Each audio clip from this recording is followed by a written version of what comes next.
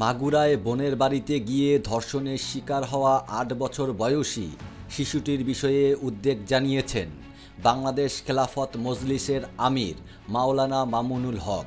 তিনি বলেছেন, ইসলাম এই ধরনের বিকৃত লম্পট অপরাধীর প্রকাশ্য বিচারের নির্দেশ দিয়েছে। আমরা যদি ইসলামের নির্দেশনা মেনে বিচার করতে পারি, তাহলে আর কেউই এই ধরনের অপরাধে লিপ্ত হওয়ার দুঃসাহস দেখাবে না।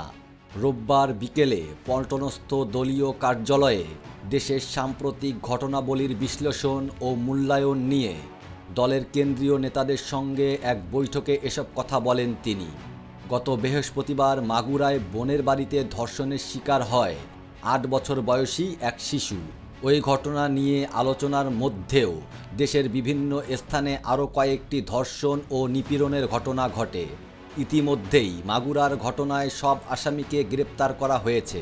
ধর্ষণের শিকার শিশুটির উন্নত চিকিৎসার জন্য ইতিমধ্যেই তাকে ঢাকার সম্মিলিত সামরিক হাসপাতালে ভর্তি করা হয়েছে। শিশুটির চিকিৎসার বিষয়ে মামুনুল হক বলেন, সবার আগে শিশুটির সর্বোচ্চ চিকিৎসা সেবা নিশ্চিত করতে হবে, পাশাপাশি অবিলম্বে অপরাধীদের যথাযথ দৃষ্টান্তমূলক বিচারের ব্যবস্থা করতে হবে। এ সময় মামুনুল হক গাজার মুসলমানদের দুর্বিষহ দিন নিয়েও কথা বলেন। তিনি বলেন, গাজাবাসীর ইচ্ছার প্রতিফলন ছাড়া গাজা পুনর্গঠনের যে কোনো পরিকল্পনা মুসলমানদের কাছে অগ্রহণযোগ্য।